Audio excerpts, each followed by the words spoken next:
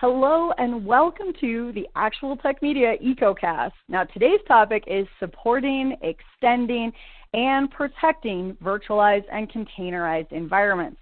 My name is Jess Steinbach with Actual Tech Media, and I am thrilled to be your moderator for this important conversation and deep dive into virtualized and containerized environments. We will be talking about all the exciting opportunities, the flexibility, the scalability, the portability, the cost control, all of those amazing things. And I'm guessing that all of you are here today because, well, you know about all those things. You know that they're important to your organization, and you are excited about those opportunities. But maybe you are also feeling a little uncertain if you are actually getting the most out of your containerized and virtualized environments. Maybe some of you are brand new to these conversations. Maybe you're feeling a little unsure where to get started at your organization, or maybe your team needs to make revisions to some existing systems, or hey, maybe you're looking for the best, the most innovative tools and solutions because you want to enhance and supercharge your existing infrastructure. Whatever the case, there is something for you on the EcoCast today. And luckily, we have some awesome experts and teams here with us today to help make this whole process clearer, easier, and a little bit more exciting. So today we're going to be chatting with some leading experts from Synology, Rubrik, and Kasten by Veeam. It is going to be a fun and fascinating day. I do not want to take a single minute away from our speakers, so we're going to zip through some housekeeping information and we will get this show on the road. All right, so we're going to start out our day today by taking a look at our audience console.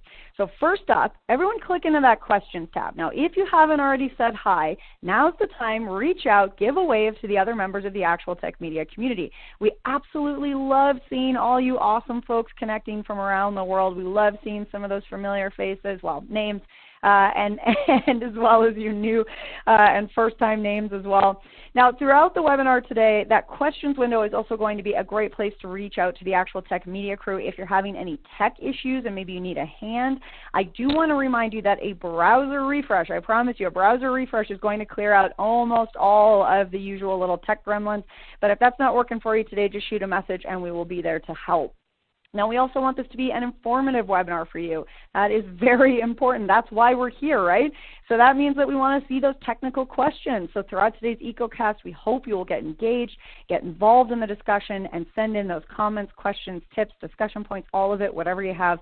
We want to hear that. Now, not only will we have team members responding to you during the live webinar over live chat, we will also get all the questions asked and make sure that they get to the teams that are here with us today. Then the awesome humans at Synology, at Rubrik, and Kasten by Veeam will make sure that you get the answers back to those questions. So make sure that you're sending those in throughout our time here together today. All right, two last things I want to point out on your webinar console. The first up is that Twitter button. Now you're going to hear all kinds of cool things today, and we've made it nice and easy for you to share those with your community. So when you hear something awesome or exciting, you can use that Twitter button right there in your audience console, and the hashtag for today's EcoCast is going to get automatically added to your post. And the last thing I want to point out on your console today is the Handouts tab. It's right there next to the questions window that we were chatting about a little earlier. In that handout section, you will find some fantastic resources and takeaways from our speakers here today. I'm going to say this to you a few times as we go through our day today, but it is so hard to remember everything you hear during these sessions, even if it's all the best information, all the coolest solutions, all the greatest speakers that you've ever heard, you are still not going to retain it all. So these handouts are a fantastic way to make sure that you can hearken back to some of that. That feels like my word of the week. I've said that a few times, and I don't know where that came into my brain. Hearken on back to some of the information that you're hearing during these sessions by referencing back to those handouts. So make sure you do go check them out. All right, now if we haven't had a chance to meet yet, my name is Jess Steinbach. I'm with Actual Tech Media. I am very happy to be your moderator today as we talk about some of the hottest virtualized and containerized tips and tricks. Now my wonderful fellow moderators Scott Becker and David Davis will be joining us on live chat throughout the day today. And if that wasn't enough good news, we have 3 Amazon gift cards that we will be giving away to 3 lucky winners today. Each one is $300 Amazon gift cards. Now, I will remind you that you do need to be live in attendance at the EcoCast in order to qualify to win any of the prizes. All winners must also meet the Actual Tech Media prize terms and conditions. If you're not sure what those are, no problem. You can find the full T's and C's linked for you over in that Handouts tab we were just chatting about. Now, I mentioned this a little bit earlier, but one of the absolute most important things to remember today is that we love getting all of your insightful questions during these live webinars. In fact, we love it so very much that we have a special additional prize for all of you inquisitive folks out there today. In today's EcoCast, we will be giving away a $50 Amazon gift card to the best question asked in each of our live sessions. The teams are actually reviewing all those questions asked after the webinar, which means that even if your question does not get read out in a live session, there is still a chance to win. So make sure you get those questions in. We're going to follow up with all the winners after we wrap, and I've put up a few little reminders for you up on the screen here, including the fact that all grand prize winners are required to submit an IRS Form W-9 to Actual Tech Media. Now, if you're looking for a way to give back to your community, we have an option for you here. You can see all of these wonderful organizations up on your screen that are particularly helping support those affected by the earthquakes that we had recently. And so if you are a lucky winner here today and you want to get involved with one of these amazing organizations, please let us know when we follow up with you about your win, and we will make sure that we can get that rolling for you. All right, again, we're so happy to have you here live at the webinar with us today. We definitely want to stay in touch. We want to keep those good vibes going, so be sure to connect with Actual Tech Media on Twitter and on LinkedIn. We have some awesome content for you in both places. I'm also going to suggest, if you are looking for more information, more content, more resources right after we wrap, maybe you want to keep going in the same vein, or you have 50 other questions about 50 other topics that you want to start exploring, there is a huge collection of on-demand webinars for you waiting at the Actual Tech Media YouTube channel. So be sure to subscribe. There's new videos coming out every day, every week. And so go over, subscribe, and I promise you, you're going to find some content that you maybe know you want, and maybe some content you didn't know you were missing in your life. So be sure you go check that out.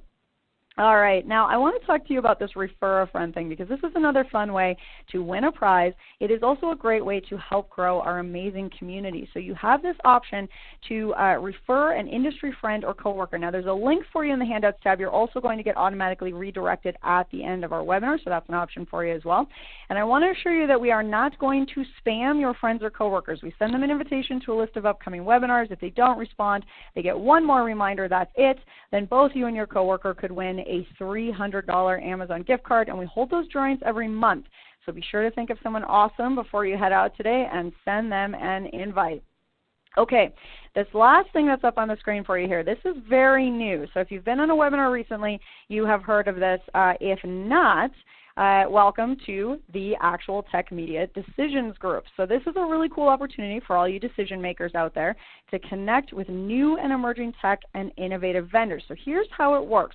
All you need to do, and I'm going to move over to this one here with a little bit more information for you. All you need to do is head on over to that Handouts tab, and you can find a link to fill out an application. Now, this application allows the Actual Tech crew to match you with some vendors that we think you should be chatting with based on your needs. There will also be some fun opportunities, so you'll get to choose, if you want to take an extra survey, you want to test run a new solution, you want to try an extended demo, things like that. You'll get some chances to win some extra prizes or get some thank yous, and you'll have some chats with great people. You'll learn about some of the hottest trends in tech. It's just a really cool opportunity. So be sure to apply, or if you don't think that you are wanting to be in that decision-making role, I get it, fair enough, send that link to a decision maker on your team. All right, folks, well, we've covered a lot of information. That is it for the intro, and I don't know about you all, but I am ready to get into our session. So we are going to get things rolling with one of my absolute favorite experts. In fact, we just did a fascinating expert series session with her about 2 weeks ago. So if you missed it, go find that on demand on our YouTube channel. So introducing or reintroducing Melissa Palmer, technology analyst and VMware certified design expert. You can also find her at vmis.net if you want to follow up with her after her keynote. Melissa, thank you so much for being here with us to kick off the EcoCast today. Your sessions are always so interesting, and I can't wait to get started. So I will hand the mic right on over to you. Take it away, Melissa. Thank you so much, Actual Tech Media team. I'm so excited to talk to you about two of my favorite topics today, virtualization and containers. And when it comes down to it, there's a lot of things to think about, especially when it comes to supporting, extending, and protecting these environments. Now let's set the stage so we can make this conversation a little easier. When it comes to virtualization and containers, a lot of people think they're vastly different, but there really are some striking similarities. And if we keep this in mind, everything I just talked about becomes a lot easier. First of all, What is a virtual machine? It's data. All a virtual machine is a bunch of files on a piece of storage someplace. That's it. The virtualization software does the rest of the magic, but at the end of the day, our virtual machine is nothing more than data. Now let's talk about containers. And now I'm going to use one of my favorite analogies ever, pets versus cattle. This is something we heard a lot in the early days of containers and virtualization was, well, you know what? When it comes to VMs, there are pets because we kind of care about them. And containers are more like cattle because we don't really care about them, which is true, right? Because at the end of the day, because of the way containers are architected, all we care about is the data. So remember, a virtual machine is just a bunch of data, and containers are just a bunch of data. So if we keep everything in the context of data, it gets so much easier. So what do we care about? We care about the life cycle of our data. Deployment and maintenance is so very important. When it comes to deploying, virtual machines or containers, we want to automate that whenever it's possible, just to make things easier for us and our customers. Now, this is a double-edged sword because virtual machines and containers are so simple to deploy. Sometimes people forget about them. So that's when we really need to think about the life cycle of our environment and especially maintenance, right? Through the power of automation, we could do things like make sure that we're always patching our operating systems or making sure that we're always running the most current version of a container. And we can also keep track of things so we know when a virtual machine or a container has reached the end of its life cycle and automatically deprovision it. So automation is really key here, but when you think about it, the workflows for containers and virtual machines are almost identical. Next, we always want to extend our environments, and this can go a bunch of different ways, right? I might be 100% deployed in the cloud right now. I might be deployed in a traditional data center and be using the cloud to some extent in a hybrid cloud configuration. Or I could be going the other way, right? I could be 100% in the cloud and starting to come back on-prem. No matter how we look at it, we want the flexibility to put our data where it works the best for us. And again, automation is key here, and we want to move that data around when we need to. Now, here's the trick to remember, especially when we're going to the cloud. It's not really magic, and I know a lot of people think that. I take out my credit card, I go to my cloud provider, and I start deploying things, and we're good to go. The truth of the matter is it's important to remember that the cloud is a shared responsibility model. You might not be responsible for the data center aspects anymore, because remember, the cloud is just someone else's data center. You're not responsible for things like power or cooling or rack space or racking and stacking or any of that stuff. But you know what you're still responsible for? Your data. So we need to make sure that we're keeping track of that data through its life cycle, and we have to make sure that we're protecting it. No matter where our data is, it has to be protected. Whether it's on-prem and we're worried about device failure or a ransomware attack, whether it's in the cloud and we're worried about a user simply deleting it by accident, or again, some kind of security concern, we have to protect our data no matter where it lives, because this is really important for that extension model as well, right? If we protect our data, that becomes a mechanism to actually help move our data around based on our business requirements. But at the end of the day, we know that ransomware is a disaster, and in the event of a ransomware attack, we need to be able to recover. And through the use of extensibility, we might have tested already, hey, guess what? We can recover on-prem to the cloud, or if we're in the cloud, we can bring workloads back on-prem. There's a lot of flexibility as long as you put the groundwork into place. And that's why recovery is so important too. Automation is really key here, especially as these environments get bigger and bigger and we deploy more and more, because we want to keep track of everything and make sure that we're able to be flexible with it and be able to protect and recover it. That's why lifecycle management is so important, right? How many of you have those VMs that are running really old, outdated operating systems and you're not sure what it does because no one's used it, so you think, and then you go turn it off and some application that's super critical breaks? This happens all the time. So if we're deploying things in a supportable way, we can eliminate some of this in the future. Now, we have some really great information today from a lot of really interesting technology partners. They're going to tell you exactly this, how you can support, extend, and protect your virtual machine and container environment in these environments. Back to you, Actual Tech Media team. Thank you so much, Melissa, for that great way to kick off our EcoCast. Lots of good information, and I agree. I think we have lots to expand on with our incredible speakers today. We have a quick poll up for you before we jump into our first presentation. What we're wondering is, what is your time frame for either updating some of your existing solutions or maybe adding in new technologies and solutions? So of course today we're talking about virtualization and containers. So kind of maybe looking along those lines, when would you be looking to take action on some of the solutions that we will be chatting about today? So give us a quick idea where you're at. And just to let you all know, I'm seeing the majority kind of in the not sure column, which is, if we're honest, usually about where we start these conversations. And it's kind of one of my favorite places to start these conversations, because it means that a lot of you out there are still in that research phase. So we're going to have lots of good options for you. I'm also seeing a lot of people in the 6 months to 12 months, so that's cool too. That means that you might actually be able to action some of the things that you're hearing about today fairly quickly. So say 6 to 12 months is relatively quick, right? All right. So I'm going to move things along and get us started, because I do think that you are all going to get a lot out of this next presentation, and I'm pretty stoked to jump into this. So to kick off our EcoCast today, we will be chatting with an expert from the awesome folks over at Synology. Now, I'm very excited to introduce you all to Brian Benson, Technical Account Manager at Synology. Brian, thank you so much for being here and getting us started on the EcoCast today. I know you have a lot of information to cover with us, so I'm going to hand the mic right on over to you. Take it away, Brian. Thank you for that introduction. Once again, I'm really excited to be here today and to talk to you a bit about backup and recovery, specifically for VMs and containerized environments. My name is Brian Benson. I'm a technical account manager here at Synology. And today I'm going to be talking you through a scenario that Synology got involved in a use case and deployment at Butler University. And through that, we're going to paint a picture of what building a complete disaster recovery strategy with both on-prem and cloud backup looks like for a large-scale deployment with lots of VMs. So let's start diving in. First, as I mentioned, my name is Brian Benson.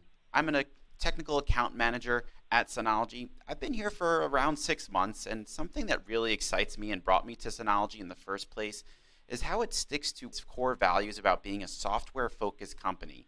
And that comes in the way of hundreds of license-free software options when you get your Synology NAS. So I'm really excited. Today's slide deck is going to take us through that Butler University use case, and it's also going to have time for me to pause and show you exactly what that license-free software is capable of.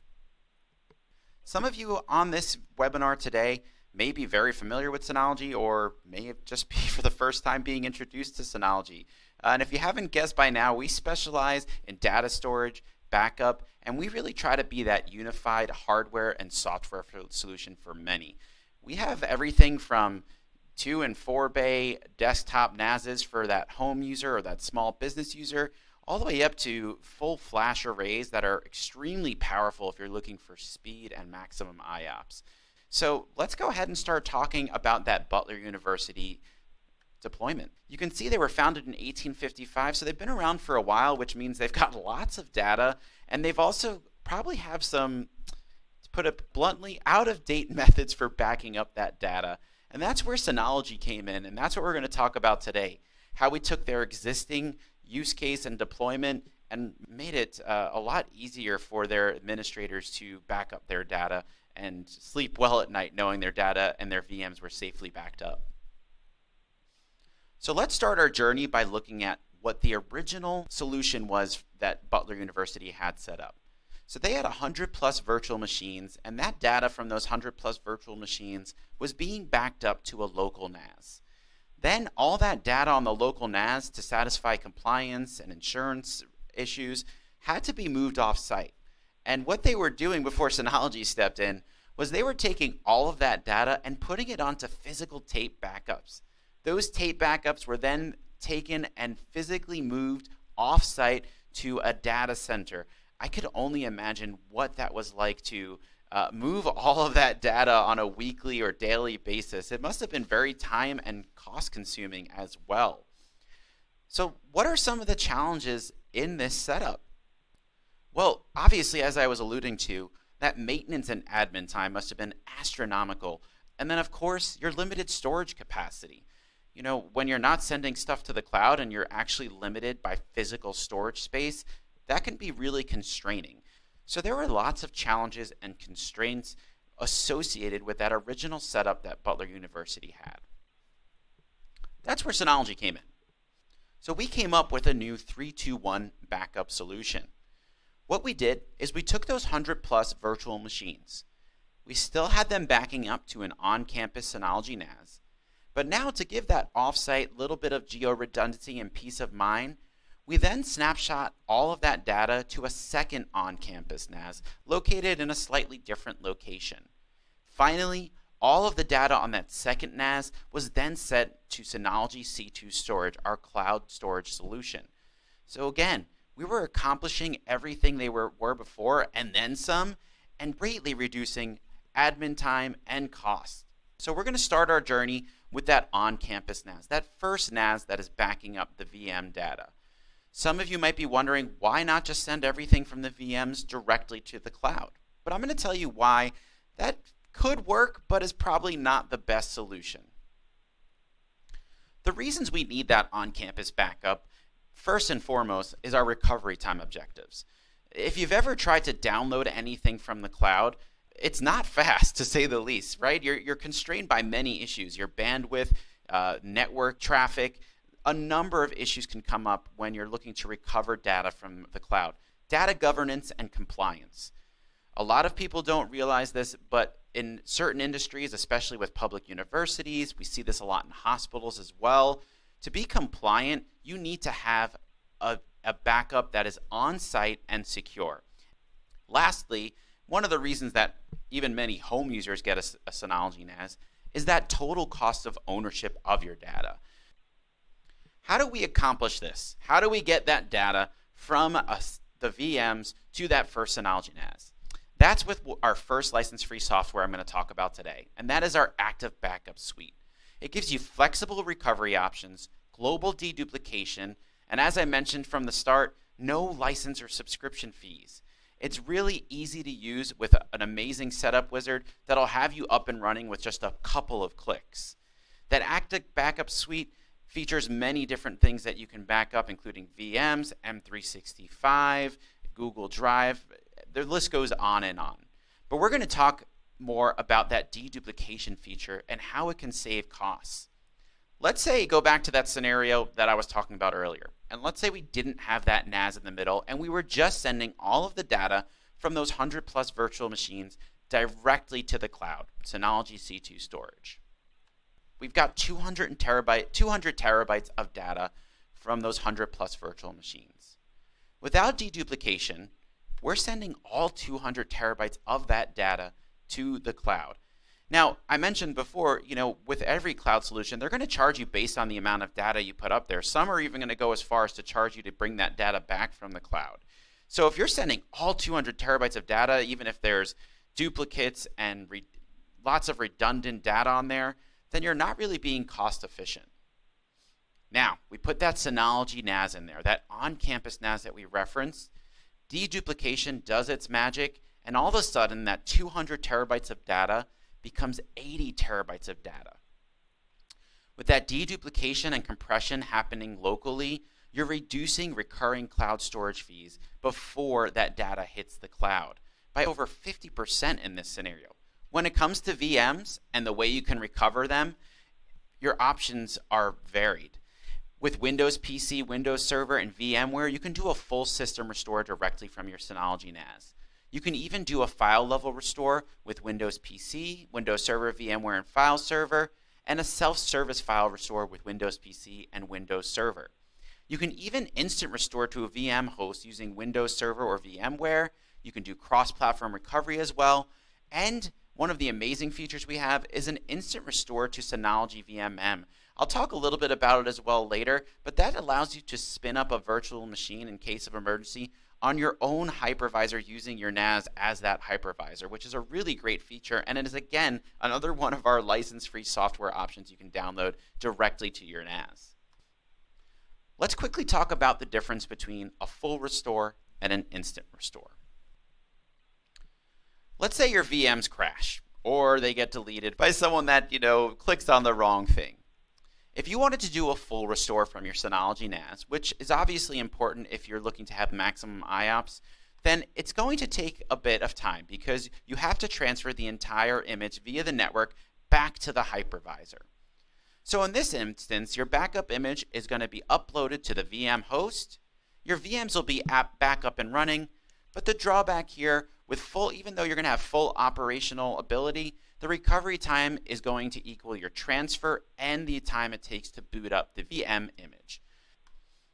If limited downtime is your goal and you're looking to be up as soon as possible with those mission critical VMs, then Instant Restore is a great option. In that same scenario, the VM host goes down. This time, we're going to use a temporary VM right on the NAS. So in this case, the recovery time is going to be all it takes to boot up the VM image right on your Synology NAS. So let's walk through an instant restore of a virtual machine. For today's purpose, I'm going to show you what it's like to do an instant restore onto an ESXi host and how quick that can really be, and show you what Active Backup for Business can do. If you've never seen a Synology NAS before, right now you're looking at DSM, the operating system that is standard on all of our Synology NASs. All of that software is located right in the package center. So same thing, I'm going to just open up my package center here. You can see I've already got Active Backup for Business downloaded. If you wanted to search for anything, you would do that right here. And you can see in the case of Active Backup for Business, you can see it right there. I'm just going to go ahead and search. You can see all the different Active Backup for M365, Google Workspace. We're going to open up Active Backup for Business. Where it says open, if you didn't already have it on your NAS, it would say download. So we're going to go ahead and open that. Now I've already got my virtual machines connected to my Synology NAS. So in this case, if I didn't have them connected, all I would do is click on this overview, and just like you saw me do, go to my virtual machines, click Manage Hypervisor, and then all I would do is simply add a hypervisor by putting in the server address, the account, and password, and follow the setup wizard. Since I've already done that, we're going to skip to that part with the instant restore. You can see here, setting up a backup task is also extremely easy. I have my Windows SQL Server down here. If I wanted to set up a backup task, all I need to do is click Create Task. I've already have the Windows Server checked off here. I'm going to go to Next. Then I'm going to choose the shared folder where I want these backups to end up. So I'm going to put it in the folder named Brian VM ABB. It's also going to ask me if on the previous end, I have that file not set up for compression and encryption at destination, but obviously you can change those options. A couple of options I'd like to review with you is enabling change block tracking, which is really important if you're trying to reduce the footprint of these backups because it'll only back up what has changed from previous backups. Application aware backups, we typically want to have that checked off as well. And why not have some data transfer compression as well to reduce the bandwidth backlog that you might see when doing these backups. You can also go into enable advanced settings as well. And if you need to have backup verifications, it'll allow you to run a backup file and shoot a video of these backups for compliance reasons. Some people need to have videos of these backups happening. Now we're at the point where it's making sure it can connect to my VM. You can see it's successful. You can do a manual backup or schedule backups when you know that bandwidth is going to be at its best. So you can do, midnight on a daily basis if you'd like. I'm just going to stick with a manual backup today. Retention policies are obviously very important. So you need to know the retention policy you need to satisfy whatever requirements you have. You can keep versions, or you can keep all your versions for a certain amount of days if you'd like. Just to make sure I don't take up too much space on the NAS that I'm using right now, I'm just going to say to keep one version. This is also a very important feature. It tells you which users of your NAS you want to have restoration privileges. We have lots of people that might use a NAS for file server reasons, but they might not all be administrators that we want to be able to restore virtual machines. So you can see here, I'm only going to check off the 2 administrator accounts to have restoration privileges. Finally, it's going to give me a summary of my backup task. I'll click Done. It'll ask me to back up now, and yeah, I want to back up now. And there we go. It's off and running. You can see my backup happening down here at the bottom. So that's the backup part. Now, we're going to talk a little bit about restoring that VM and doing the instant restore. So here we are, our VM, same thing on our dashboard here, okay? Now we're going to go up to ESXi and look at our VMware host. So there's my Windows SQL Server, and okay, this happens a lot, right? The hypervisor goes down, or in this case, I'm going to go ahead and delete it. And you can see it is gone, right? That VM has been deleted, but we need to get back up and running. This could be mission critical in a lot of different settings. So if something like that were to happen, all I'm going to do is go back over to Active Backup for Business. You can see there's the Windows Server SQL. If I refresh right now, you're going to see now it's saying it can't find it in the hypervisor. So all I'm going to do is highlight that Windows Server, click Restore. I'm going to find the task I want to restore from. So if you need to go back a couple of days and restore from different tasks, you can do that. I'm going to go ahead and just go with this one here. I did that one earlier this morning. And we're going to restore it to VMware vSphere right back where it came from. And in this instance, this is where you would choose either an instant restore and a full restore. For now, we're going to show you the feature of an instant restore, but you would always want to migrate the data later so you have all of the functionality of that original VM. For today, we're just going to do our instant restore. So we're going to go ahead and click Next, restore it to the original location. And I'm going to click to power on my VM automatically after restoration. I'll hit Done. And off it goes. There you see going at 1%. It's starting to do the restore, already up to 17%. You can see the VM is now coming back onto my ESXi host that quickly. Just going to answer that little question there. And there's that Windows Server already trying to boot up. If we go back to our other screen, you can see it is 99% done. And it took all of, 10 seconds, which is really amazing. And there it is. 29 seconds was the total time it took to do the instant restore. We go back over here, and you can see our VM is already booting up. So it really is an amazing feature, and as I mentioned, it's a license-free software that is included with the purchase of your Synology NAS. And there it is, my login screen. We talked about that instant restore, and we're back to this overview of our 3-2-1 solution. Let's say, Butler University wins the NCAA championship, and the students are partying, they're having a great time, and somehow that first Synology NAS gets destroyed. Well, we need to have another somewhat local backup, even if it's not in the same building, to make sure we have that recovery speed and that limited downtime. If we're only pulling from the cloud, as I mentioned before, then we're really facing the same issues as before with a tape backup. So we want to avoid that. So that second NAS is critical to having that optimum recovery speed and also a failover feature where you can have that second NAS take over all the responsibilities that you had with Active Backup for Business on that first NAS. That second NAS will now take over. And then, of course, substituting hardware if necessary. If that first NAS is destroyed because the students partied a little too hard and someone, poured a beverage on it by accident and somehow got into the server room because they think it would be funny, then you've got time to replace that hardware while that second NAS is taking up the workload of that first NAS. So how do we do that? How do we get all of that data on the first NAS over to the second NAS? You guessed it. It's another one of our packages that you can download for free on our package center, and that is Snapshot Replication. It allows you to replicate backup repository from one Synology NAS to a second NAS at a separate location. This is what it looks like when you're taking a local Synology NAS that's set up with ABB, and then you're snapshotting it over to a second offsite Synology NAS. In the scenario I just mentioned, if that first Synology NAS were to go down, be destroyed, or lose power, that second offsite NAS would have all of the data already on that first NAS.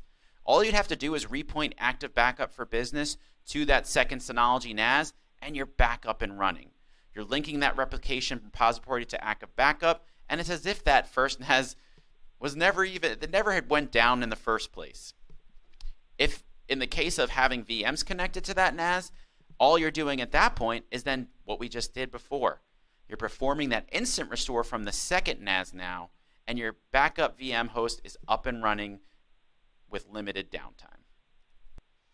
You can see here the recovery time is minimal. All you'd have to do is initiate the failover and then initiate the instant restore to your backup VM host. So let's take a look at snapshot replication. I'm going to go back into my demo environment here. We're done with the VM machine for now, so I'm going to close this tab out. We're going to go back to DSM. Same way I did before, I'm going to find snapshot replication. Just going to search for snapshot, and there it is. If it wasn't downloaded, it would say download, but it is, so I'll click open. Again, we're just a couple of clicks away from setting a snapshot replication task.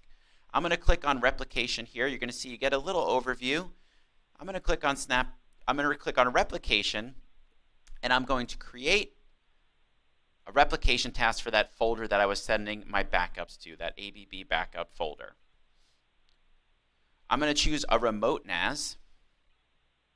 And if you've already inputted your NAS on the network and it's something that's being recognized, or you've already uploaded the IP address, it will actually be one of the options that you can choose from here on your drop-down menu. So I already have one here.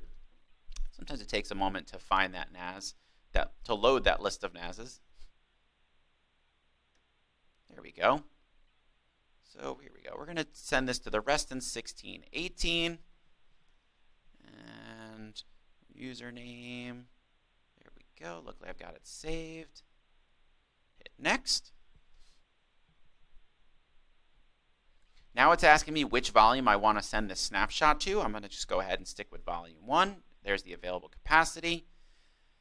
And now again, I'm going to select that data to replicate as well. You can see that Brian VM ABB is already selected, so I can choose additional ones as well. Google Workspace if I want. So I'm just going to do active backup for business, ABB PC. Why not? Let's snapshot a couple of these folders over. On this page, I'm going to sync immediately after the creation of the replication task, so you can see it gives me an estimated time to finish. And just like before, we can set up a replication schedule as well. So if you're trying to avoid clogging up your network, you can have it done at midnight every day, and you can also do it weekly or on the weekends, whatever you'd like. You can customize that schedule. Just as before as well too, we have to set our retention policy. So we can keep a certain amount of snapshots, keep them all for a certain amount of days, or we can do an advanced set of rules. Again, I'm just going to play it safe here and just do one so I don't clog up my NAS with snapshots. This allows you to replicate those scheduled local snapshots as well. And that's just a time question. I'm going to click next here, and here is my summary. I'm already at the summary page. Everything looks good. I'll click done. And just like that, my replication task is set, and it's going to repeat every day at midnight. And that's that. It's just confirming the last few settings. And there we go. Done. If I go here back to snapshot replication, I go back to my overview. You can see here it's going to show me all of the different. Here we go. That's the one I just did 20 seconds ago. And it'll also show you logs of successful snapshots as well too. So that is snapshot replication. As you can see, very easy to set up, and it's a great way to give you that extra layer of redundancy and backup for that first NAS. So in closing, we took a look at our 100+ virtual machines and how they get backed up to that first on-campus NAS. Finally, they're going to get snapshotted over to that second NAS, and in that final destination for that data, we're going to use Hyper Backup, which is another license-free software solution that's going to allow you to send all that data from that second NAS up to the Synology C2 storage cloud. Again, really easy to set these up, and it gives you that total 3-2-1 backup solution that you're looking for. Synology C2 storage is really exciting. It's something we've launched in the past few years. And again, there's no fees for downloading or getting your data back from the cloud. You just pay for whatever amount of data you are looking to store on the cloud.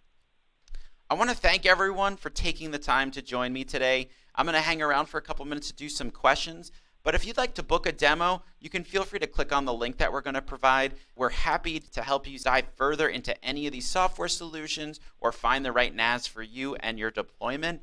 And you might even get me as your technical account manager to do the demo for you. I want to thank you all, so I'm going to just go ahead and open it up for questions now. Love that. Well, thank you so much, Brian, for that awesome presentation and walking us through that really in-depth, really an awesome way to kick off the EcoCast and get some information about Synology. I want to dive into some questions as well, and we have so many questions. We're going to get to a few. But before we do that, I just want to point out that for everyone out there in the audience, you can see on the screen, there's a poll question here. What additional information you would like to get about the Synology solution? So obviously we just got a lot of info, and there is so much more to cover. Please click on that poll and let the Synology team know what you would like to get as a follow-up. And one of those options is that personal demo. So that's another easy way. Just click on the demo, and then they'll follow up and make sure that they get you signed up for one of those. So while you're looking at that, Brian, shall we dive into some questions? Sure, you're right. There's a lot to choose from, so you're in a tough spot here. But go ahead. This is an embarrassment of riches, is what it is, and it's a good problem to have. I'm going to start with this one because for a lot of folks out there using Teams, wondering if this ABB backup or if this ABB will back up Teams as well. Yeah, so with the ABB Active Backup for Business, there's different clients for specific end user interaction. So we have for Microsoft 365 and Google Workspace. So for Microsoft 365, it will give you the options to back up things like SharePoint, team sites, and their subsites, files uploaded to a team channel or a chat, wiki tabs, Team One notebooks, and Teams messages as well. There's a little caveat there that it does not back up the chat or messages for certain privacy issues, but there's things you can do around that as well. But all those files and things that you would normally have around Teams, that is backed up. Okay, and a question here from Elizabeth. Does Synology still have storage and surveillance solutions? Of course, most definitely, and we're actually super excited that this year we're launching Synology's very own cameras. So to go along with what we have right now, which is our software solution that you put right on the NAS, which is Surveillance Station. It's an amazing interface to run your surveillance deployment. And now we're super stoked that we've got Synology cameras coming out, which are obviously just going to be super high tech and work really nicely with Surveillance Station. So if you want to learn more about Surveillance Station, you can head to our website, which would be synology.com/surveillance, and you'll find out more there. All right, and I'm sneaking in an additional question here. We're a little over time, but I'm bending rules today. We have Allie, who, by the way, Allie, high fives for volume and quality of questions coming in today. Allie here is wondering, what is the best backup schedule? Is there a best practice for that schedule? So that's a tough one because that's going to be very situational, right?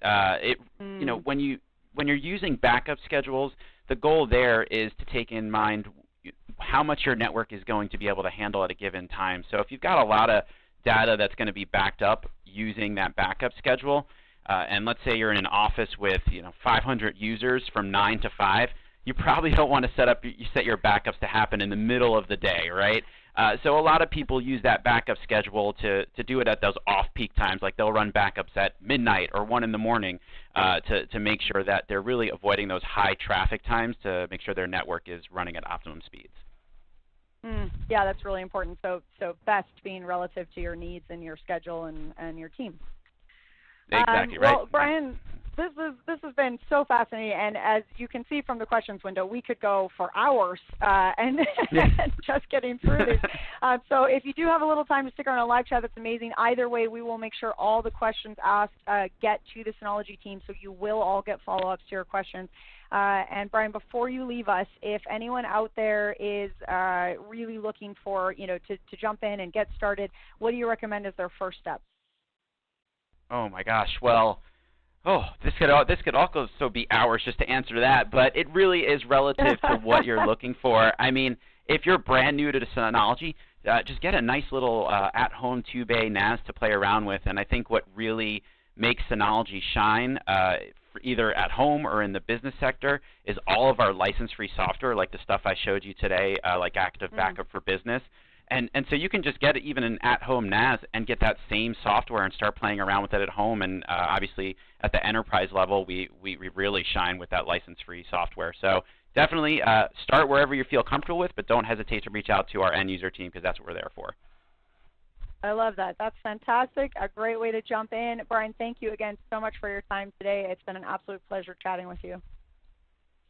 My pleasure as well. Take care, everyone.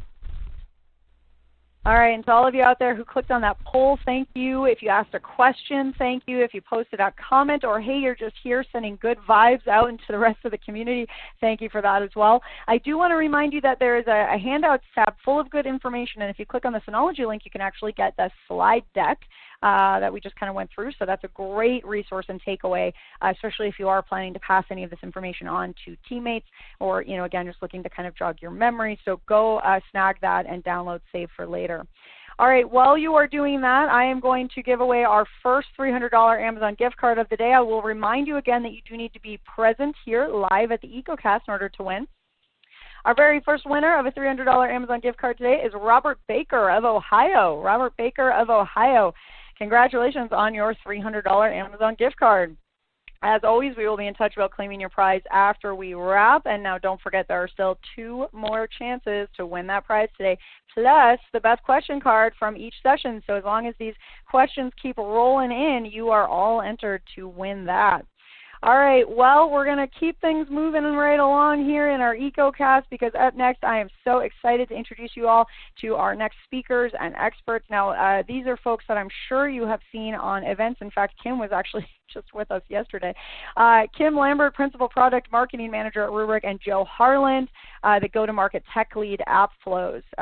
Kim, as I mentioned, you were just here chatting with us at the summit. I'm so happy we could bring you back on today for the EcoCast, especially with Joe here now as a guest demo speaker.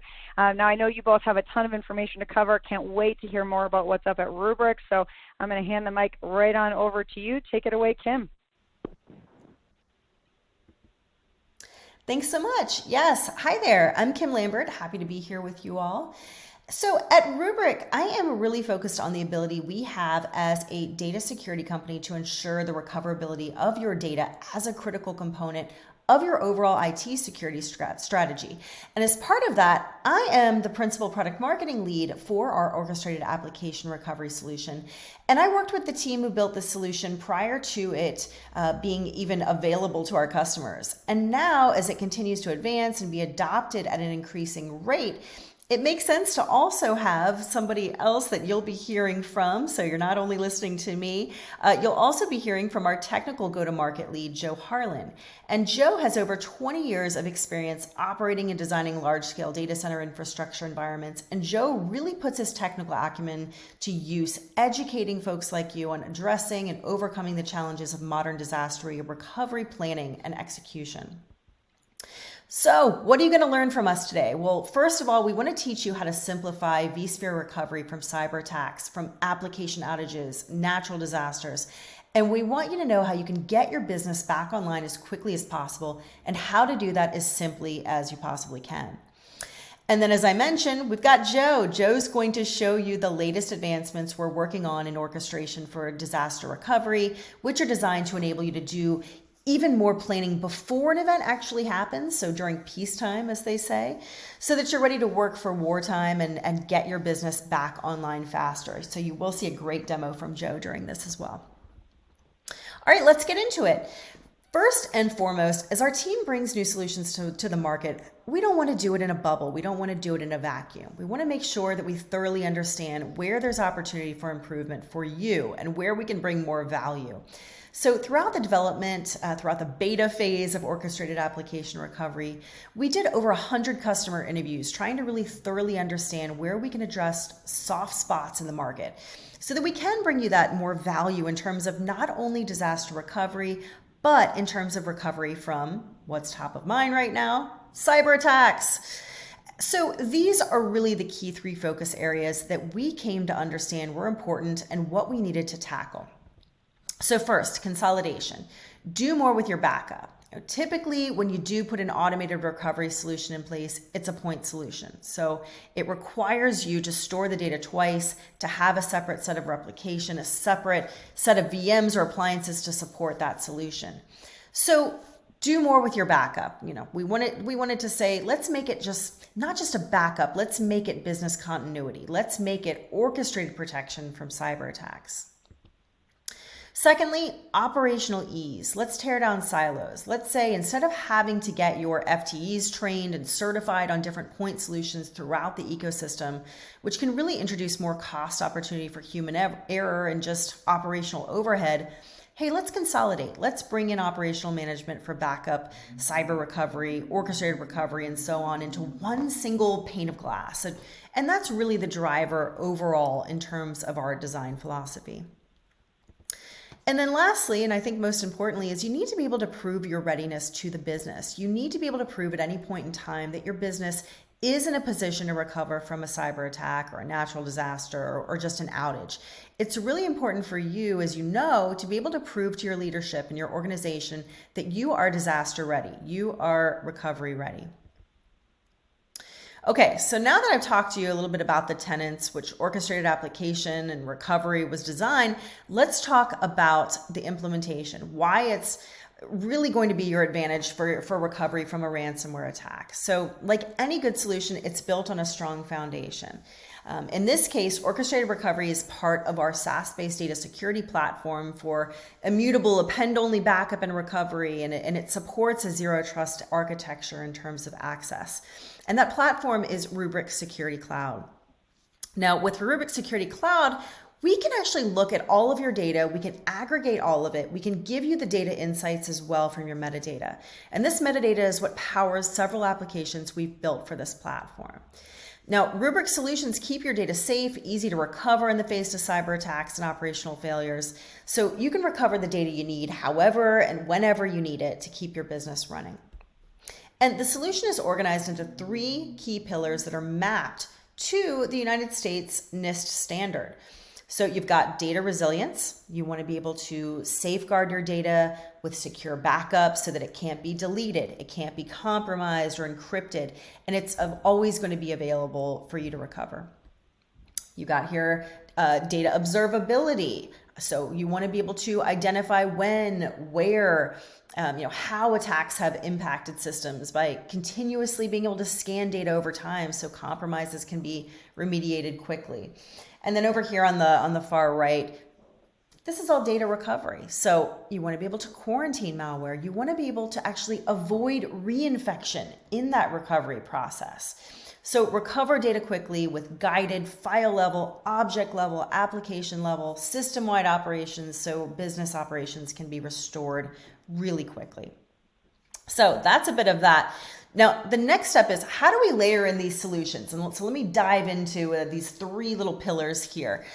How do we layer in these solutions, these kind of capabilities, while keeping as minimal an on-prem footprint as we possibly can?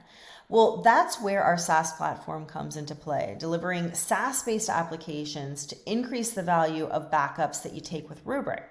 And I'll highlight several of these here today.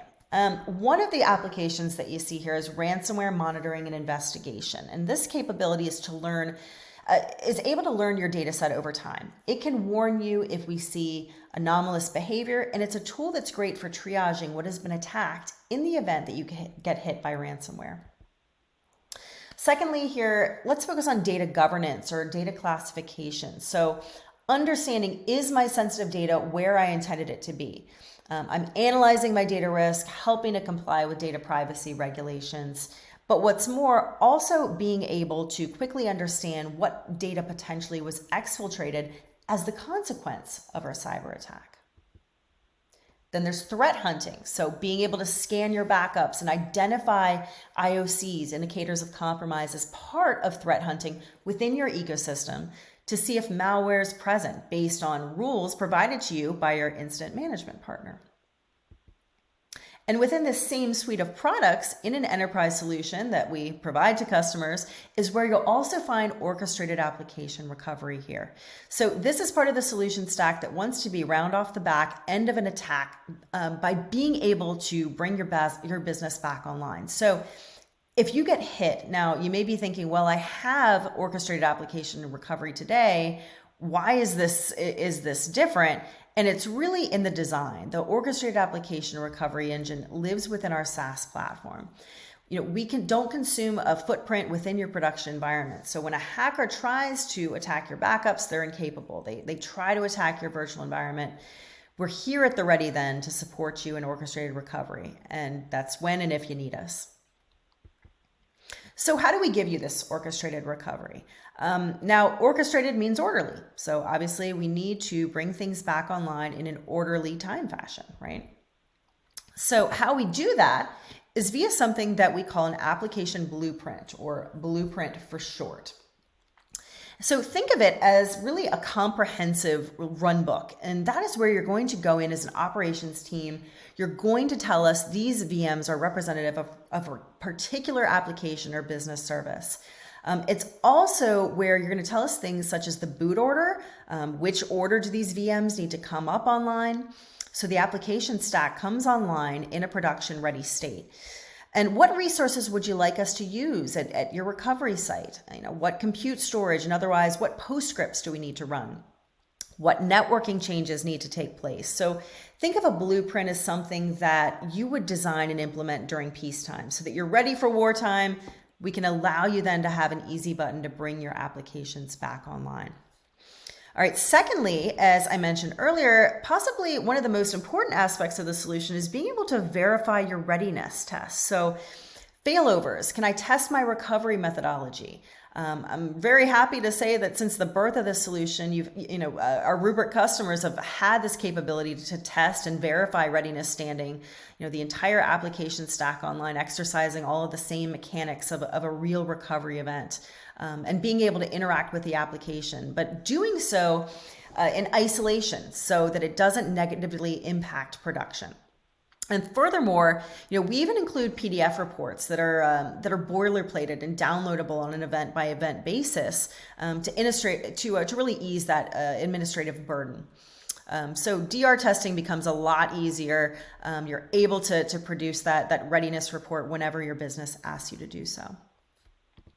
And then lastly, flexibility. It's really about dealer's choice here. So we want to give you the flexibility to leverage what solution you think best meets your needs and your strategy. So in addition to being able to recover locally, being able to do an orchestrated local recovery of your application, which is key for cyber attacks, isolated cyber attacks. We also support the ability to fail over between two physical locations. So you have the ability to fail over from your on-prem to VMware Cloud, whether it be on AWS, Azure, or even Google for that matter. So it's all about flexibility, being able to look into the future of giving you, driving cloud economics in your recovery, but also supporting what may be the most important thing to you. So prem to prem or just local recovery. So there is that flexibility there for all of the recovery options.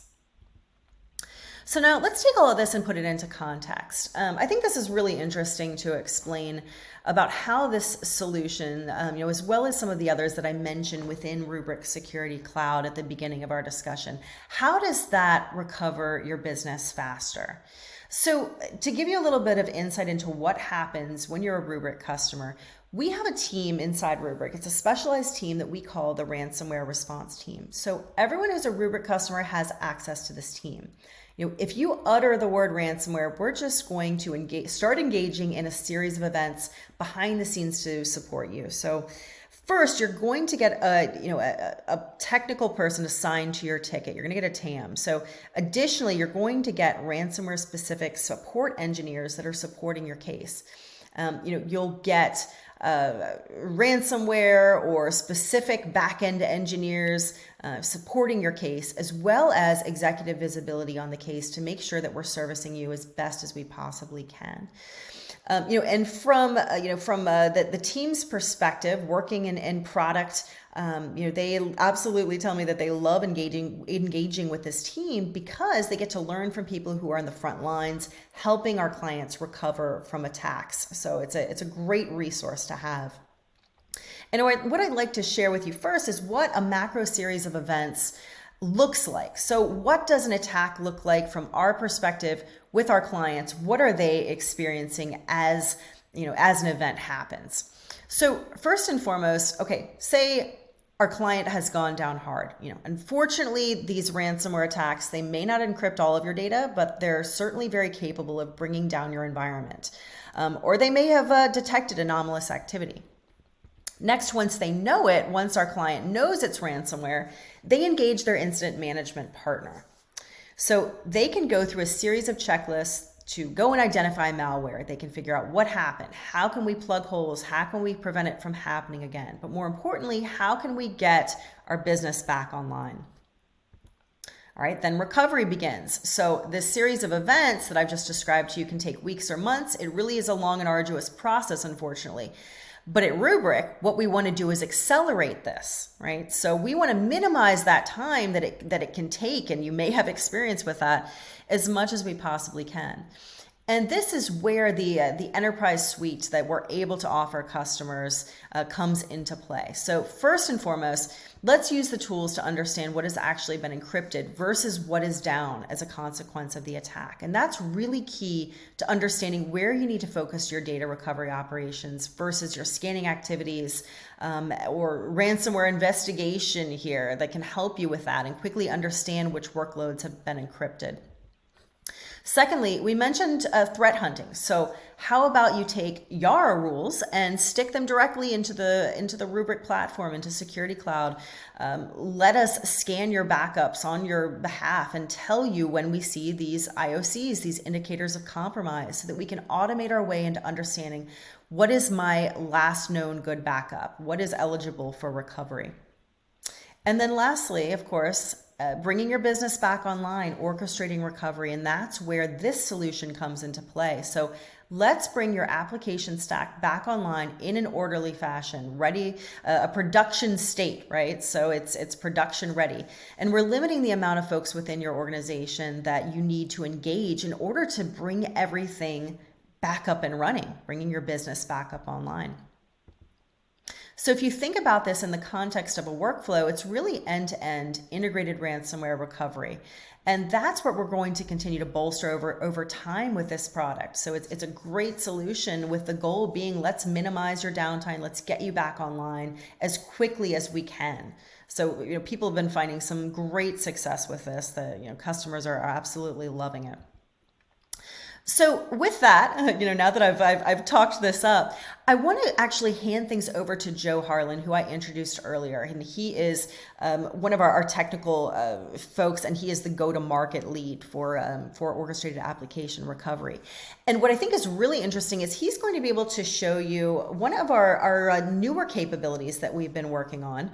And we've introduced orchestrated application recovery, and I'm excited for you guys to be able to see what is going on, what's the latest, what is the power of this application that it can actually do for you. So without further ado, here you go, Joe.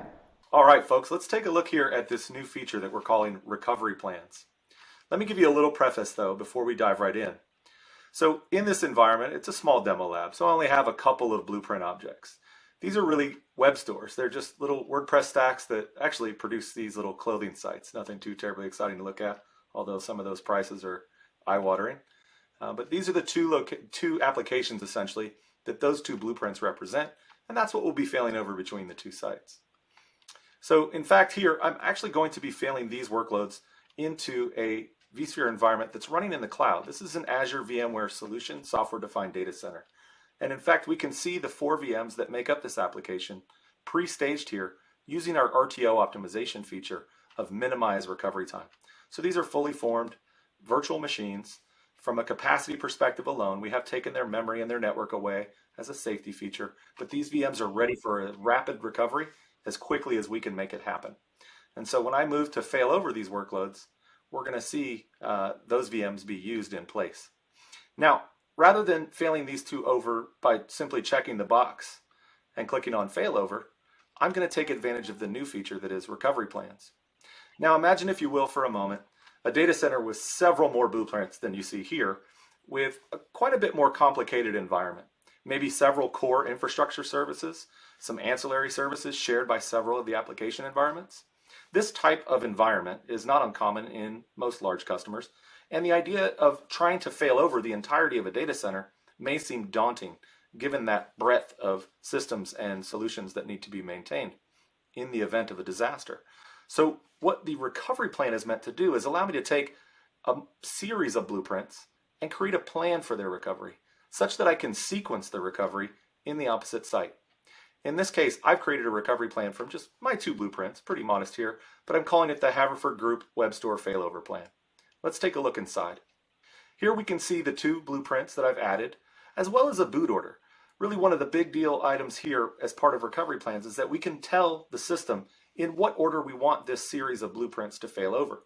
Now I could have more than one blueprint in the pole position in that 0 boot order group and have it fail over first, along with a couple of others, probably where I'd put my core infrastructure services, followed by any applications that really are kind of the key applications in the environment and depend upon those infrastructure services in order to operate, followed by maybe some less important workloads or other workloads that depend upon the ones that were failed over prior. So the idea here is that we can premeditate this plan for recovery that includes the sequence of events that need to occur in order so that everything starts gracefully and is ready for user use. So for now, in order to launch this event, I'm going to go ahead and click on the action button and say recovery, and this will take me to the recovery wizard. Here we can see the 2 blueprints that are part of the plan.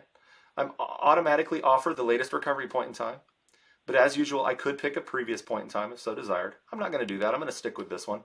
And then I'm just going to tell it to abort and clean up, or rather continue with errors since this is a real failover event, in the event that something goes wrong with configuring the network or running the postscripts that are used to reconnect the front end of the application to the backend database.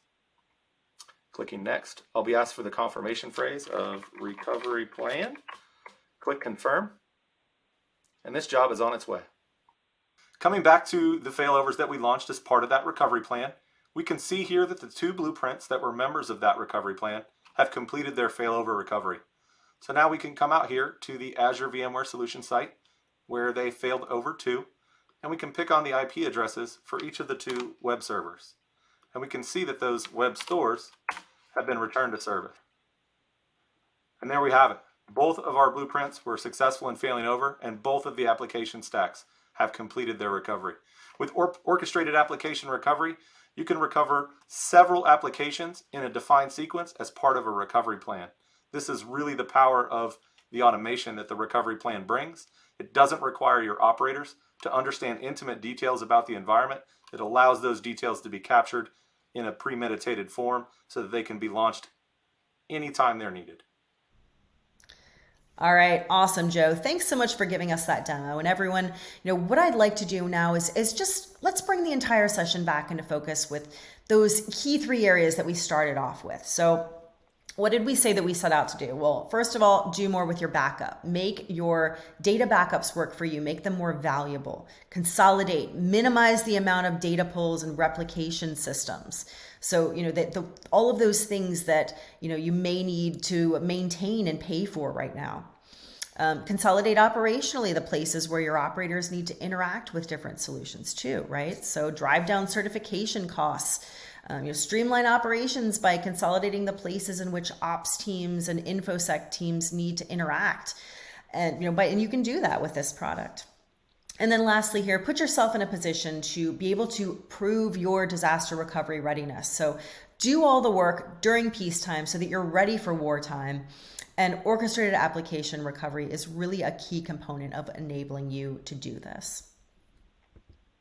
So with that, I thank you very much for your time today. I hope you found value in it. We look forward to further proving to you that Rubrik has your back if you need to secure your environment holistically against data loss. And in the meantime, we have other resources for you to check out that are in direct relation to orchestrated application recovery, including a technical white paper with all the details, and a blog as well with a deep dive in for the ins and outs of this solution and how it works. All right, so let's do some Q&A. What's the RPO time like on average?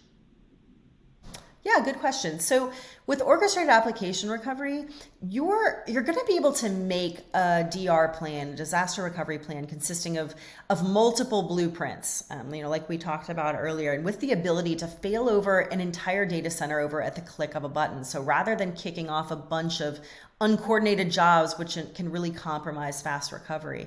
So we're well within the most most stringent requirements for acceptable timeframes for data loss across different VM tiers. And with the integration that we have with Rubrik Continuous Data Protection, we're able to offer near synchronous RPOs, so typically within about 60 seconds. And so we're able to, when we talk to a lot of customers, meet almost all their requirements for acceptable data loss. Now, what's the coverage for different workloads within this solution? Oh, okay. Yeah, good question too. So right now, Rubrik has first focused primarily on prem-to-prem DR for VMs, local ransomware recovery as well, so in-place recovery, and also the need that many customers have been asking for failover to the cloud. So with Azure VMware Solution, AVS, as well as VMC on AWS, VMware Cloud on AWS. So that is what we cover today, and we're having a lot of great success with it. All right, third question. If you're replicating to a secondary site already, how is that best practice leverage? Sure, so I'll explain it like this. If you're a Rubrik customer, you become a Rubrik customer, you'd be backing up your data with us and you're replicating VMs, as you may be doing now. Yes, but the additional value of orchestrated application recovery is the ability to bring your applications back online in the fastest, the most optimal way in the case of a DR event. With orchestrated application recovery, Rubrik can just simply add on a layer of automated orchestration to that practice and to your recovery. And as you saw, you can predefine that boot order. You can leverage scripts and network configurations to reduce the manual work and room for error, to be able to recover in a big way fast. So you're getting this methodical, this repeatable DR that recognizes dependencies across VMs. It can save you a lot of time for recovery.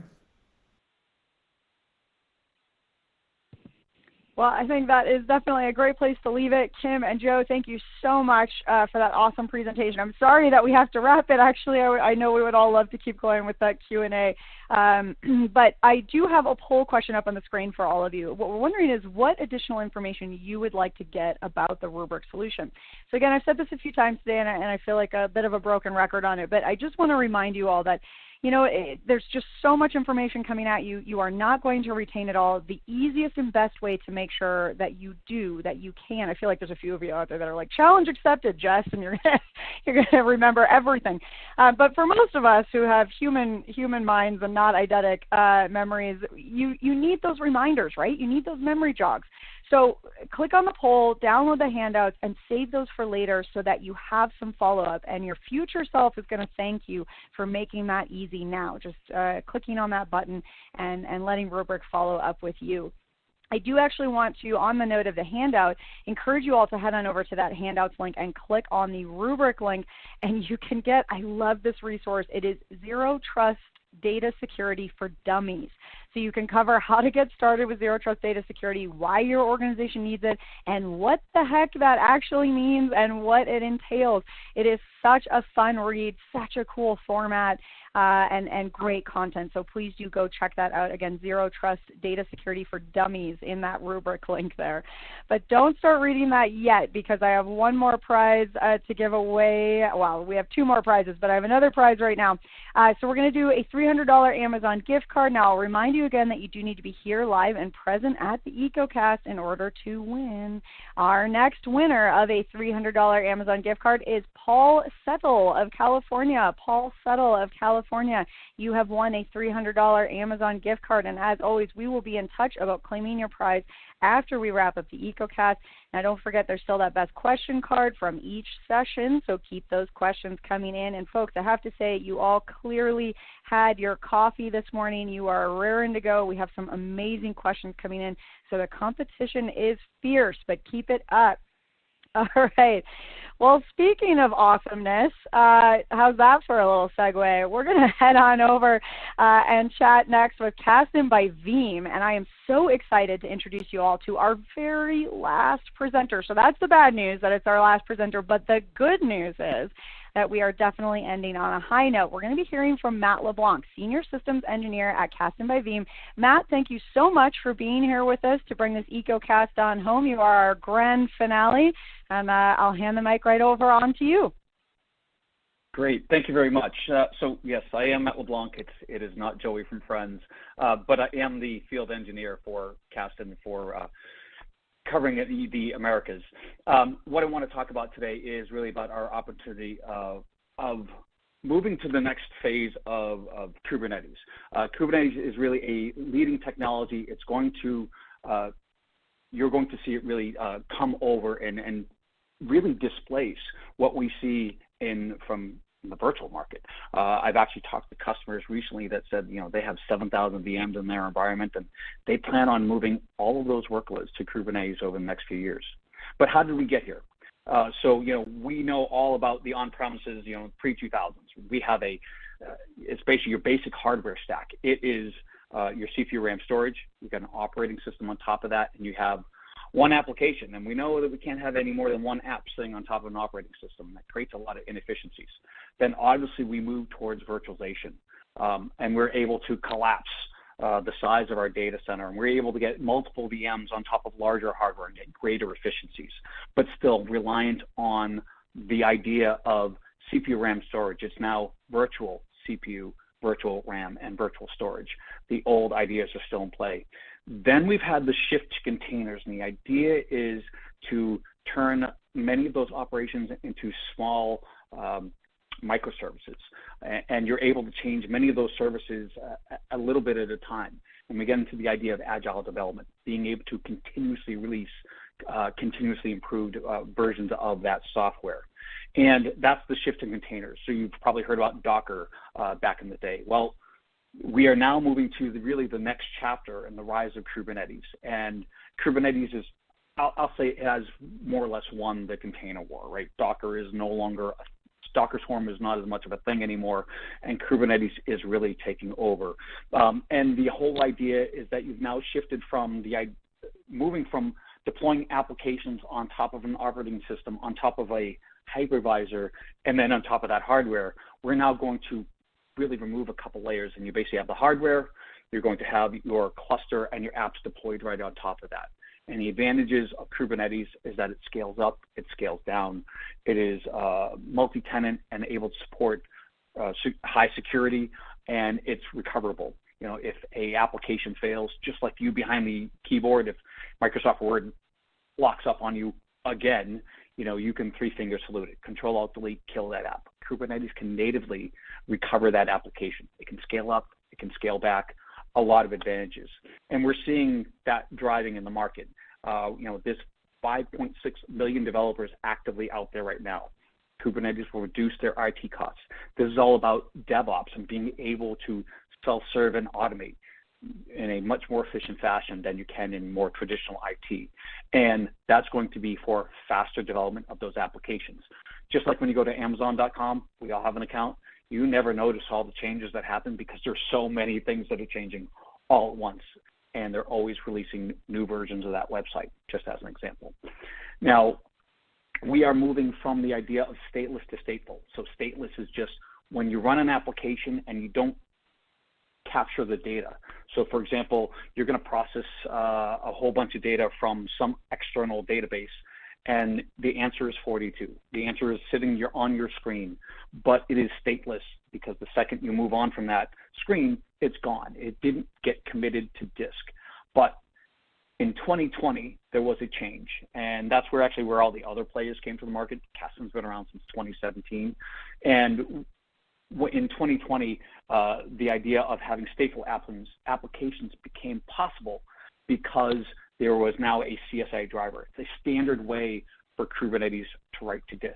That means you can deploy databases in those environments. So if you're running OpenShift or EKS, that's AWS's Kubernetes flavor, or AKS, Azure's Kubernetes service, or GKE, Google's Kubernetes engine, any one of those, you can easily deploy an application and set up a database on your Kubernetes cluster. And according to studies from, I believe it was last November, 86% of enterprise customers are adopting it now. From all the cruise ships down in Florida, all the names there, to maybe as well as communications and finance companies and retail. It is everywhere. So what we need to do now is, and we see this in this, we are seeing this in our reporting here, this data from Datadog. All these are stateful applications: Mongo, Postgres, MySQL, GitLab, Elasticsearch, Kafka. We are protecting all of these because the second you write it to disk, it means you've committed it, and you need that data back at some point, which means you need a recovery plan. And we all know about ransomware, and unfortunately, Kubernetes is not immune to malware. So making sure you have a recoverable gold copy that can't be changed is imperative. And that is where Kasten comes into play. Kasten has been around, I kind of joke, since the dawn of time. Kubernetes was invented as the Borg project back in 2015, and in 2017, Kasten was born. And we're now in version 5.5, and we are the most mature product in the market. We are cloud native, which means we are able to support any of the cloud native, we support any flavor of Kubernetes across any cloud and on-prem, single pane of glass, and we can support just about any storage infrastructure, giving our customers freedom of choice. They can choose any environment they want, very critical. Now the use cases for backup are, well, it's pretty simple. It's backup and restore. But we can also use backup and restore for application mobility, think migration, or DR. And DR and ransomware is pretty much, those are more or less the same scenario. You could just make sure you have a unchangeable copy. Now, application mobility also gives us the ability to move an application from one cluster to another, which means you can now use this for migration.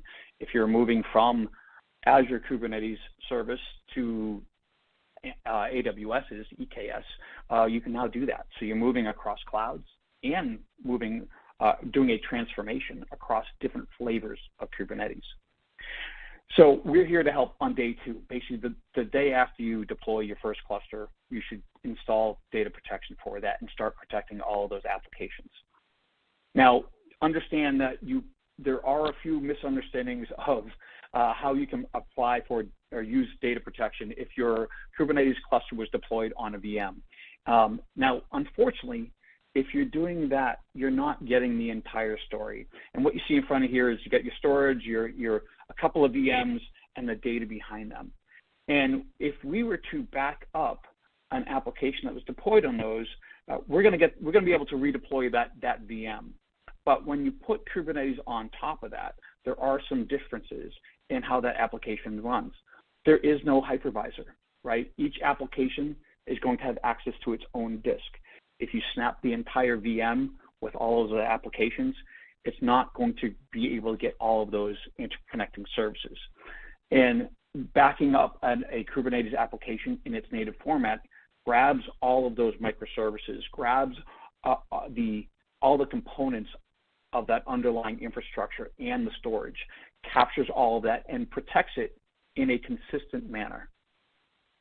If you're trying to do this with a VM, you're not going to get the whole story because that workload is now split across multiple VMs. And if you snapshot one VM, you're not going to get all of the application. So what Kasten does is we do our backups using the native APIs, the native Kubernetes command, kubectl, if you will, to capture all of that information. If you're backing it up with the VM, as you can see on your screen here, we're not getting the entire pie, and you're not going to be able to recover that application back. Now, as you can see here, we would lose visibility across those applications. There is no VM tools to add to your Kubernetes cluster. You would not be able to get a complete application, and you won't get a recoverable copy. And all that, much of this information is also stored in memory, so you'd have to flush it out. So you're not going to be able to get everything.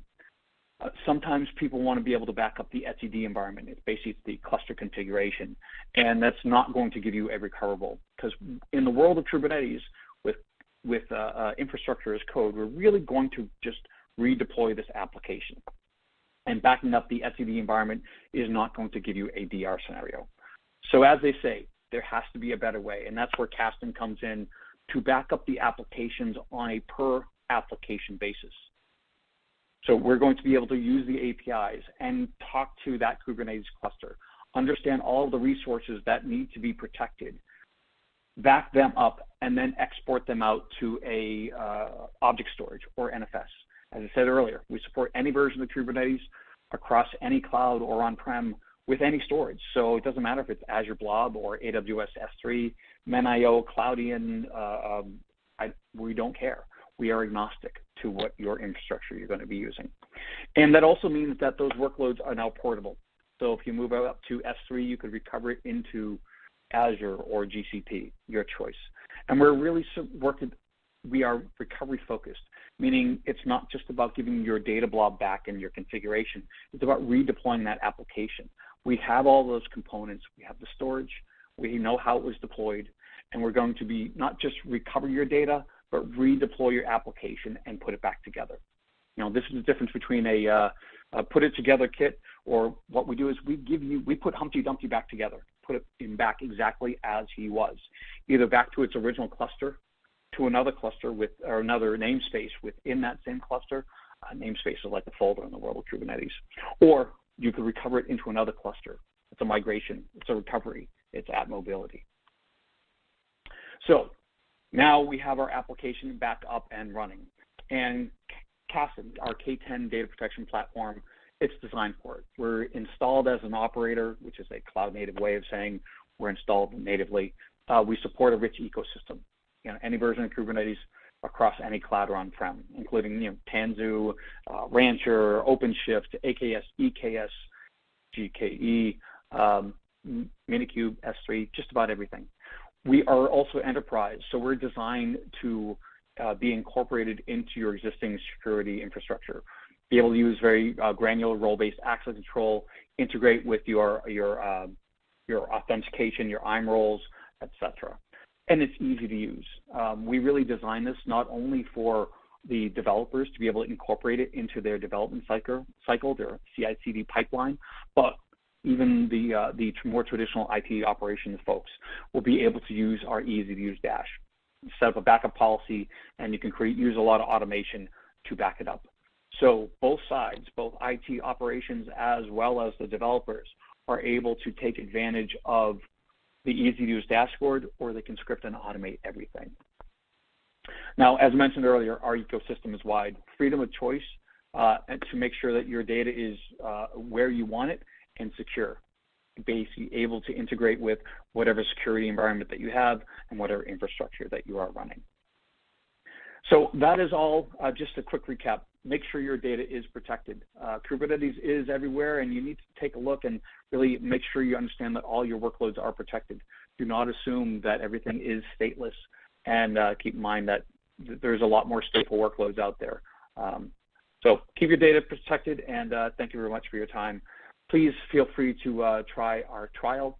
The QR code is up there, but essentially there's a free nodes for you to work with and get to use in your environment. Thank you very much. Love it. Okay. We have, there we go. Now we're on the slide there. We have a great poll up for you all. And what we want to know is what additional information you would like to get about the Kasten by Veeam solution. So please do take a moment now and click on that poll. And obviously, we just got a lot of information from Matt, not Joey from Friends. Important difference. But equally as exciting. So if you can take a second now and click on that poll, let Kasten by Veeam know how they can follow up with you after we wrap. And while you are all doing that, Matt and I are going to dig into some questions because we have a lot. Matt, you ready to dive into this? Yes, I am ready. Okay. Now, can I ask you to just do a little bit of a step back, because there was a few questions coming in that I think made it clear that maybe we need to do a little bit of a level set on some of the words that we've been using today. And I actually did put a link out for you all that takes you to some resource at kasten.io on kind of a Kubernetes foundation. And there's a lot more resources available in their resource center. So I'm going to highly recommend that you go check that out. I love the Text Layer Chronicles. I'm biased, obviously, because we work with you on those, but they're so fun. But I'm wondering if you could just, we'll start with Brandon's question here as an example. So what are the primary differences between protecting virtualized and containerized environments, and how are you addressing those? And I'm wondering if while you're kind of explaining that, Matt, if you can just make sure that we're sort of giving a little bit of that foundational info on, Sure. on virtualized and containerized environments. Yeah. So, I mean, the way that you would back up a VM is you're backing up all the resources. You have the VMDK that you're essentially copying. You have your VM tools that allow you to communicate to that VM and within the context of VMware. And when you back up that application, you're going to snapshot the storage and that entire application and its state. In the world of Kubernetes, Kubernetes doesn't really understand the concept of virtual resources that you would see in a VM environment. And when we back things up, we're not just backing up the data and a snapshot of what's going on. What we're capturing is the data itself. So in the world of Kubernetes deployment and one application being deployed in Kubernetes, you have the concept of a PD. It's a virtual, persistent volume, a volume claim. So this application has a claim on a chunk of disk. That's where the data lives. That's where the database is. What we also do is we capture everything that was used for the deployment and configuration of that application. So that includes the installation files, how it was configured, security details. And now we have those two things. We have the data and how it was deployed. And what we do is we take all of that data, all how that deployment information, we install the application, we recover the snapshot from that chunk of disk with the data on it, we'll marry the two together and give you your live application back. So there are some major differences between Kubernetes and virtualization. What I was saying earlier is when you sit Kubernetes on top of a VM, you need to make sure that if you want to provide data protection for those Kubernetes applications, you need to do it at the Kubernetes layer, not at the virtualization layer underneath. Okay. Hopefully that answers your question. Lots to cover there. There is, and actually I'll tag in Ali's question here, kind of wondering if you could expand a little bit more on Kubernetes. What he asked was, what exactly does Kubernetes do, which is a great question. Ali was also asking, for anyone else that's wondering about the K8s, and I geek out, I love this. It's the 8 letters between the K and the S, yes. is why people refer to it as very, K8. very simple. Right? The I world think that's so cool. It's CLAs. Oh my God! CLAs. And that's the 3-letter acronym. If you didn't know where I was going with this, yes, we love 3-letter acronyms, and Kate's is a very good example of that. So Kubernetes, the whole idea is that you are now making it easy for you to automatically deploy applications. It's about infrastructure as code, being able to deploy an application with a script, being able to manage that through native APIs rather than being stuck to the more traditional way of doing things. The way I view it is that Kubernetes will eventually replace many of the workloads that are currently sitting on VMs. Virtualization became popular in the late 2010, 2008, maybe a little earlier, and it has taken time to be adopted. Now it's the de facto way that you manage workloads. This is the next generation of managing workloads. Instead of installing Microsoft SQL on a Windows operating system on top of a VM, you're now going to just deploy a database on your cluster. And you can now automate the deployments. You can scale up, scale back, recover from some bad code. It's just meant to be more robust and provide for a lot more automation. I think that's so cool. And I also think that kubectl is one of my favorite abbreviations. Yes. It just sounds so cute. Yes. Okay, I'm going to... So kubectl is that native command we use in the world of Kubernetes. So yeah, that's what she was referring to. Yes, right. You've done a great, hey, if anyone's looking for a really fun bar game, I have done this with my friends. I write down a list of weird tech acronyms, so like K8s and kubectl, SIM, and things that aren't quite the right pronunciation, and then I ask them how they would pronounce them. And it is a lot of fun to see people, and it just takes you back to your early days in tech when you were learning all of these fun acronyms and feeling like you're learning a foreign language, because you are. All right, Matt, I'm going to throw this one out from Elizabeth because I think it's a nice connection point into what you were just kind of chatting about. She's wondering if containerization is going to auto scale without having to shut down like some virtualization technologies do. Great question. That is that when you choose to deploy an app within Kubernetes, you get to define how much it can scale up and scale back. So we have the idea of a worker node in the world of Kubernetes. So if you deployed an application and you say, okay, I only want to use this many resources, this many worker nodes, you can put limits of how many it can deploy. You can also, you can limit how many it can deploy, or you can say, hey, use as much resources you want. This is the cloud, this is AWS, GCP, you can scale to whatever you need to.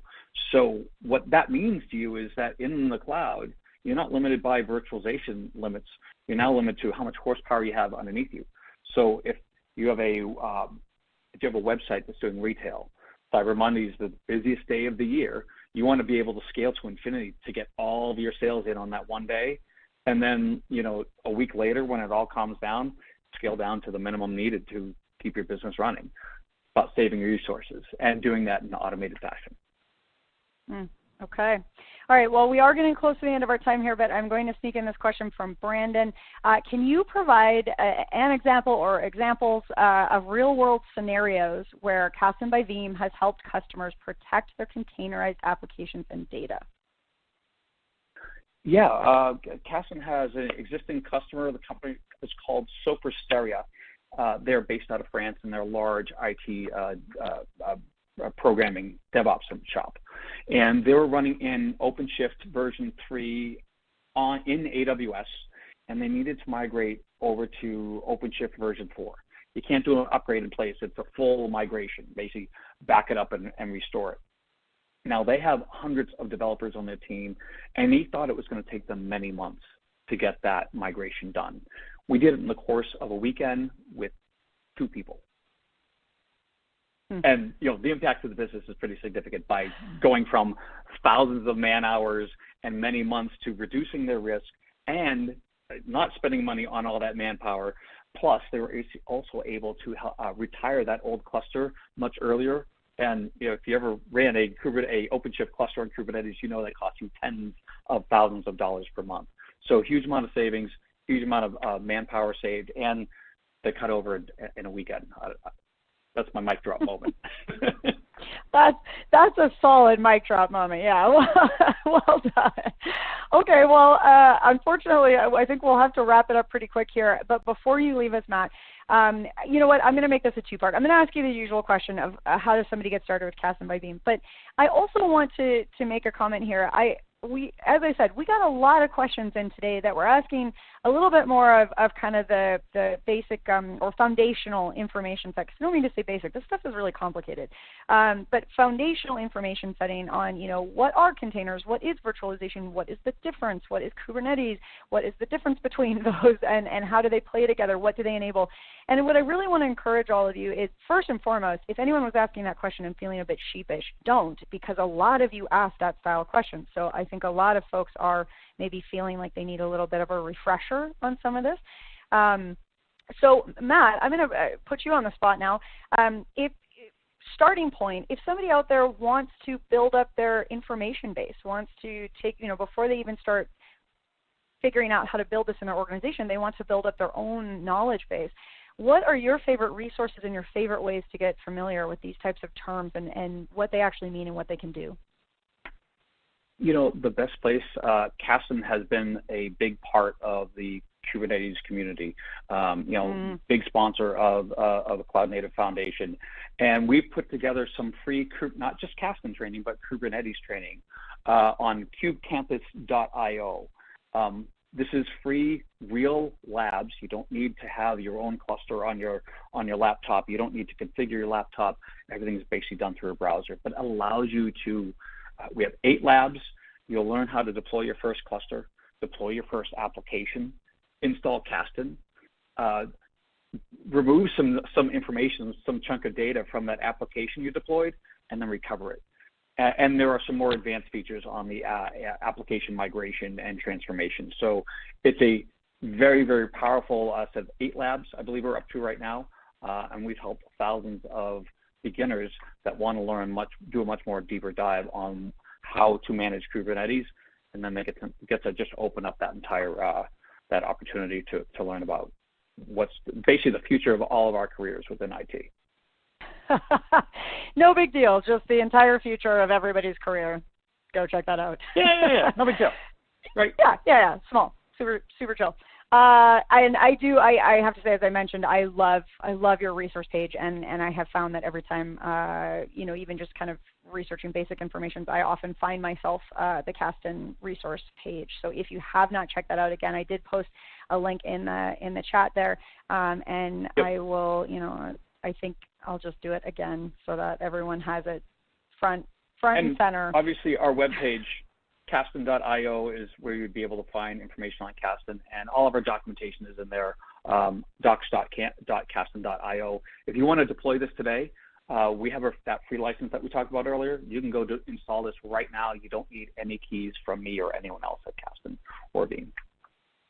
Yeah, on that note, Matt, you have so you're in your handouts, or in our handouts tab, your link is to go get an absolutely free download of the Kasten K10. Correct.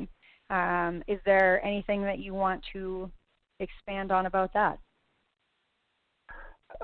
No, we make it easy for you to deploy, and basically that free version, it has no expiration, so you can use this forever. We support up to 5 worker nodes for free, and it comes with community-based support. And obviously we're also an enterprise-level customer, and if you want that support, you can certainly get 24/7, follow its on support as you'd expect from Kasten and the Veeam family. All right. Well, Matt, I really wish we didn't have to end it there. This has been a lot of fun chatting with you. Thank you so much for coming to speak with us today and sticking around to answer so many of our audience questions. We did not get to them all, Matt, by the way, and I know we're about to wrap here, so there won't be much time to answer on live chat, but I will make sure that you get all these questions so you and your team can follow up, and thank you again. Okay. Thank you very much. All right, and to all of you out there who submitted a question, answered the polls, said hello and hi, any of that. Again, I say this to you guys all the time, so if you're a regular, you hear me say it, but it really does make a difference when you all participate and engage and join in. And we can always count on this community to do that, so it's not a surprise, but it really does bring up the entire energy and fun of the game. So thank you so much for that. Ali was pointing out that he missed seeing the on-camera shows from people today. We had a lot of off-camera chats with our speakers, and I agree. I also like having the cameras on so we can chat with you all today. So we'll get back on camera again soon. Good comment there, Ali. And I wish I could see all your smiling faces, but I do see all your highs, hellos, and high fives. So thank you for that, Peter. Thank you for that high five as well. All right, folks. Well, I know you're all sitting there going, this is great, Jess, but we saw a prize slide in there, and we want to get to it. So fair enough, my friends. Okay, we are going to give away one last $300 Amazon gift card, and I will remind you that you do need to be live here, present at the EcoCast. I just got distracted by Brian's suggestion that we do a Kubernetes, we challenge Kubernetes to a game of chess. ChatGPT, please introduce yourself to Kubernetes and challenge Kubernetes to a game of chess. Oh, I like this, ChatGPT versus Kubernetes chess game. That's nice. If you guys have fun ideas for things you want to see on it, like really see on the webinars, please do let us know. We were playing the other day with maybe like a Dungeons and Dragons style dice rolling game as a tabletop exercise. We're kind of rolling that around. So David, Scott, and I are always brainstorming fun ways to bring information to you all. So please do send in your, Jeffrey says checkmate. All right. Well, anyways, folks, now I'm just stalling. All right, let's give away a prize. You do need to be here present live with us at the EcoCast. I'm going to say that again, and now I will give away a prize. This is going to go to Richard Yokoi of Texas. Richard Yokoi of Texas, you have won a $300 Amazon gift card. And Michael likes these ideas. I'm very glad to see that. All right. This is a lot of fun. You guys are all in a good mood today. I like it. That's nice. I appreciate that. Okay, well, I'm going to read out the entire list of winners today. So we have Robert Baker from Ohio, Paul Settle from California, and Richard Yurkoi of Texas, all winning a $300 Amazon gift card. As always, we will be in touch about claiming your prizes after we wrap the EcoCast, so stay tuned for that. Now, don't forget about that best question card. So all of you who asked a question today, you are entered to win that. Now, I mentioned this yesterday, so if you were on the summit, you heard me say this, but I'm going to say it again for a few more times because I want to make sure that everyone gets this message. The connected actual tech media email was not working for a little while there. We're not exactly sure how long it was not working. So if you sent an email to connect@actualtechmedia.com and you did not get a response, that was not on purpose. It's not because we don't like you. We like you very much. We very much want to be your friend, and we would very much like to have you come and hang out and play Dungeons & Dragons tabletop exercise with Scott and David and I, or chess, or eat terrible jelly beans, or whatever you have in mind. So if you would like to come hang out with us on a MegaCast, an EcoCast, a summit, a webinar, whatever you have in mind, please do email us. That email address should be working now. And if you did email and didn't get a response, send it again. And if you do email and you don't get a response, nudge us again. Get in touch over LinkedIn. Find a way, because we definitely want to hear from you. And I don't know when those tech gremlins got in the system. So please do reach out to us. All right. Well, on that note, not on a tech gremlin note, hopefully, but on a connecting with us note, on behalf of the actual tech media team, I want to thank our fascinating speakers today from Synology, from Rubrik, and from Cast and by Veeam for making this EcoCast possible. A very special thank you to all of you for attending, for asking some great questions, such good questions. I had so much fun digging in with all of you into some of the more specific considerations and exciting opportunities of containerized and virtualized environments. And as we said, there is still so much more to learn. I love, love, love that so many of you today were saying, hey, back it up a minute. Cool solution, but what is this? Cool idea, but what is it actually doing? What are the opportunities? And I think that's so important. So thank you all so much for coming, for asking those questions, participating in this discussion today.